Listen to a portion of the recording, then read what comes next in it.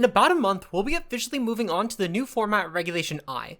Well, most likely. While there's a non-zero chance we could return to a previously beloved format like Regulation F or Regulation H, I truly do believe that the next format coming up will be a new one entirely. It's pretty likely for our third World Championships of Scarlet and Violet, we'll be playing in a format that allows 2 restricted legendaries on the same team. So today, let's unpack what the best duos will actually end up looking like for this format. While there's plenty of duos I might not end up covering today, if one of your favorite cores to keep an eye on doesn't end up getting featured, let me know down below in the comments, as I'd love to hear what type of cores that you guys are looking to use in this format. And if you're gonna go do that anyway, you may as well on the way leave a like and subscribe, so that way then I know you guys want to see more content like this in the future. With that said, let's break down some of the best cores to keep an eye out for when it comes to Regulation I. For the sake of today's video, in order to not try and repeat every single duo that we end up covering earlier in the video multiple times, while still keeping some sort of cohesiveness to this list, we're gonna try and just sort it by whatever the stronger restricted legendary is going to be. With that said though, Calyrex Ice Rider is probably going to be our best starting point for today. I think one of the best partners for Calyrex Ice in my opinion is easily going to be Kyogre, which offensively speaking will be a pretty big upgrade for Pelipper. While you're going to miss out on some supportive moves like Tailwind and Wide Guard, you'll still have a pretty impressive damage dealer now that can deal very powerful special damage.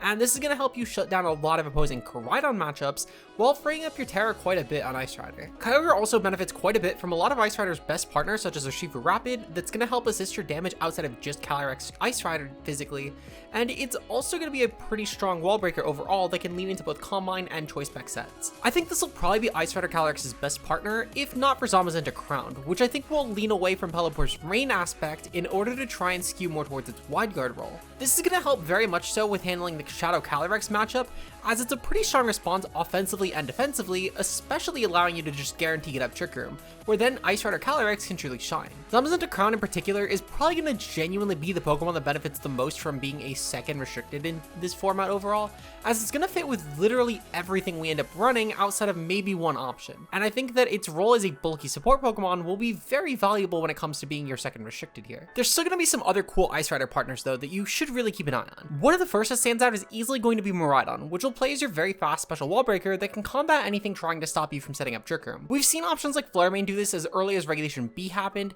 and Miraidon actually runs pretty well anyway when it comes to Trick Room teams next to Pokemon like Iron Hands and Friggraff, both of which can work exceptionally well with Ice Rider. I think there's merit to partnering both of these if for no other reason than the fact that they're both just 2 very impressive Pokemon here, but I think that there's going to be more popular duos overall specifically for the horse. Finally, there's a pretty niche option that I think actually could stand out as a bit of a bulkier steel type here, being Dialga Origin. We have seen some fairly niche teams early in the Regulation G lifecycle that featured Ursaluna as a partner with this, and I think considering the fact that Ursaluna will match up a lot in some very terrifying picks, that it could be a very powerful option as a backup wall breaker next to Ice Rider. Ursaluna would handle most top tier restricted legendaries with ease, and I think not needing to worry about options like Follow Me and Rage Powder here to hit the opponent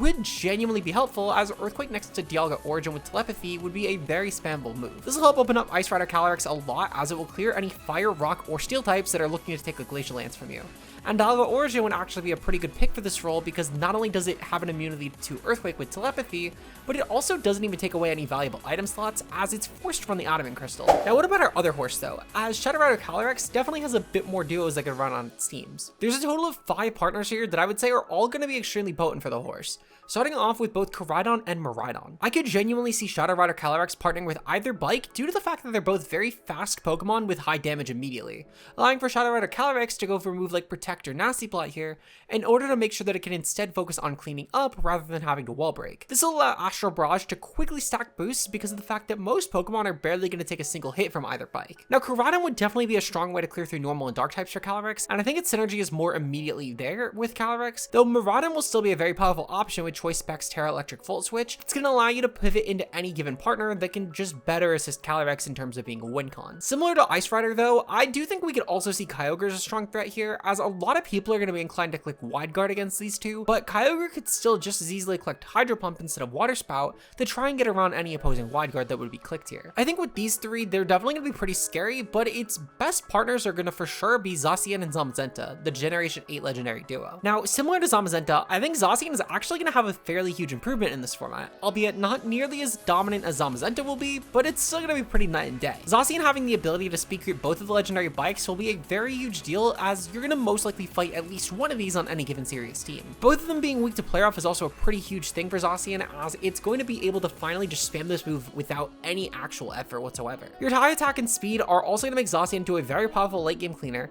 and the best part is if you wanted to use this in the early game, you could pressure a lot of different dark types for Calyrex, and considering you have to run Sacred Sword for Incineroar and Tendozo anyway, you're going to have a very easy time also pressuring any sort of normal types in lieu of actually running a viable fighting type here. Speaking of an actual fighting type, let's talk about Zamazenta, which will be a far more appreciated piece here for Shadow Rider than our Ice Rider form will. Having a means to actually wall the opposing Shadow Rider Calyrex will be pretty game changing because Calyrex is a lot frailer in its Shadow Rider form than its Ice Rider form. And Zamazenta is a great check to both forms either way. You could definitely run Iron Defense and Body Press to combat a majority of picks, but if you're specifically trying to handle the Shadow Rider Calyrex form, you have options like Wide Guard to wall out its support, or even moves like Heavy Summon Snarl that can very easily combat Shadow Rider here. I think Zamazenta will easily be Calyrex Shadow Rider's best partner here, and it's going to be a pretty strong duo that I think most players will just have to expect, at least in some capacity, they'll end up fighting in any serious tournament. Outside of the horses though, what cores will actually lead the format? Well, we still do have two of the biggest legendaries from Scarlet and Violet being our legendary bikes. And starting off with Miraidon, we actually have another 5 additional cores outside of the horses that we could expect to see. Zacian still does provide you with a very strong physical restricted that, unlike Koraidon, won't overlap with a fairy weakness,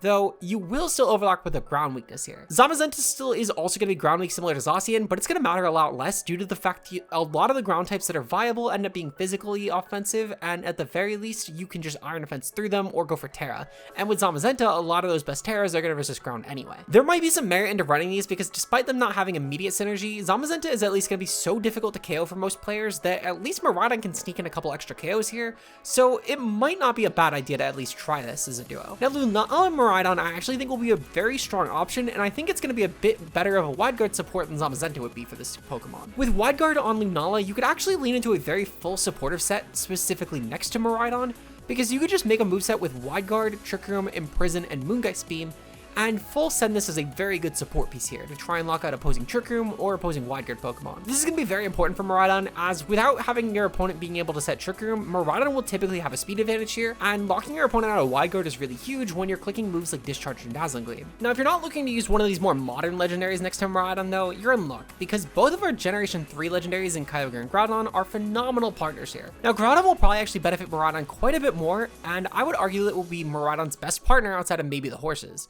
as this is going to give you access to an incredibly bulky ground type Pokemon that won't really mind being next to Miraidon as it spams Choice Specs Discharge. Now, Groudon can also definitely go for options like Terra Fire, and this will be a great way to pressure opposing Rillaboom and Ice Rider for this matchup, which are two of the worst opponents for Miraidon to have to fight. Groudon's proven to be far more potent in the second half of Regulation G anyway compared to how it was in the first time we had this format, so I fully do expect this Pokemon to finally shine again as a truly top tier option next to Miraidon. I think despite Groudon's immediate synergy with Miraidon though, I think Kyogre is also going to be a really strong partner, and it might be Miraidon's best partner if not Groudon. Having a Pokemon as powerful as Kyogre to clear through ground types will be a pretty big deal here, as they're the one typing that can completely wall your Electric Stab of Miraidon. This will allow you to run Electric Drift into most opponents pretty unimpeded, as outside of any sort of Grass, Electric, or Dragon types, what's actually going to pressure you? Though if you still want to have some extra coverage, partners like Ursaluna and Tornadus will very easily cover some of the best electric and grass types, such as Pokemon like Raging Bolt and Rillaboom, for example. Among the best Pokemon to build teams around, Koraidon's teams are easily going to be the most linear of the bunch. Either A, they're going to focus on a hard Sun angle, or B,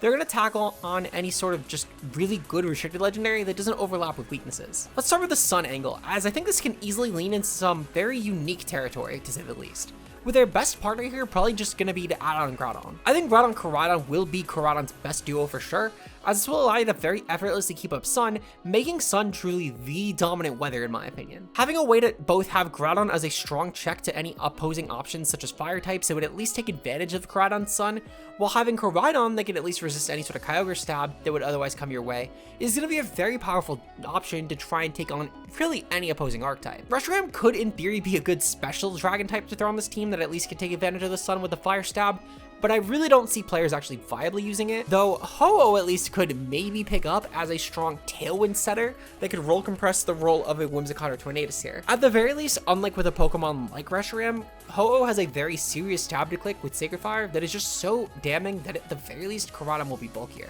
and considering you have both Regenerator and Tailwind, you might technically see this being ran. For our other partners here, I think the only two other picks that could last outside of the horses are going to be Lunala or Zacian. Zacian's going to force most Miraidon or Koraidon teams to have to burn a Terra, and I think at the very least this is going to help a lot when combating any Dragon or Fairy types that might otherwise try and pressure your own Koraidon. Meanwhile, Lunala is going to be a pretty strong pick to lean into these more offensive roles on a team like this, and it'd be very easily able to go for options like Meteor Beam next to Moongeist Beam in order to go for a defensive Terra like Terra Fairy and just never die. I could actually see Koraidon Lunala making a very powerful Sunrim duo that could partner with options like Indeedee and Raging Bolt here to make both Lunala and Koraidon into very hellish angles that require vastly different counterplay. We do have a couple other angles to consider, and I don't necessarily think these will be as potent of threats, but there's things that can definitely be worth considering for sure. For starters, we have two remaining cores that I think both will line around Lunala, and I think this very first one is going to keep that Sunrim angle very much so in mind, with Groudon actually being the partner here. Now I think in theory, if you're going for a hard Sunrim team,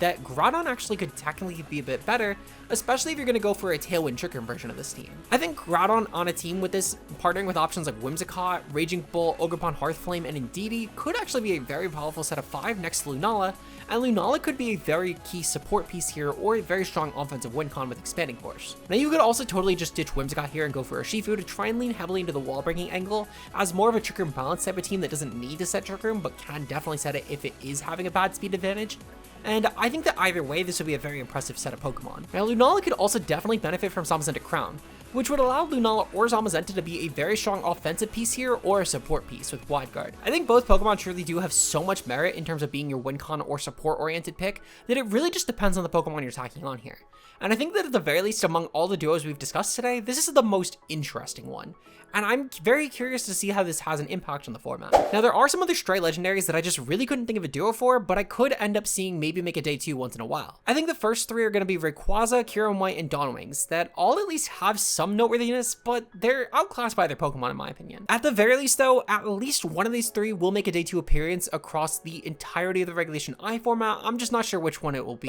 Finally though, we do have to talk about Terapagos, which is going from a very top tier pick to completely unusable in my opinion. I'm sure some players will find a way to make this work, but Terapagos is finally going to be hitting the retirement home due to the fact that it's just going to have a lot more competition for Terra. It says a lot when Terapagos can just make a Pokemon like Miraidon actually unable to click its Terra in a game, despite the fact your opponent might not even have a check to its Electric Stab, because you really at least need to make your opponent think you're going to click Terra with Terapagos until it's too late. I do think that similar to Pokemon like Ho-Oh and Reshiram though, it won't exactly be that viable, and I can't recommend it in good faith, but it will at least make some sort of day 2 appearance in the format, as it's not a terrible pick, but it is so much worse than it was in Regulation G. I'm curious to see what other cores you guys think might last in Regulation I, and if you have any that I didn't cover, leave them in the comments down below, as I'd love to read them. On the way down there, remember, if you haven't already, leave a like on the video and subscribe for more, as if you made it this far, I'm sure you at least enjoyed what you saw. Speaking of, if you want to go an extra mile to supporting the content we do here, consider becoming a member, as for just a couple dollars a month, it is a great way to support the channel,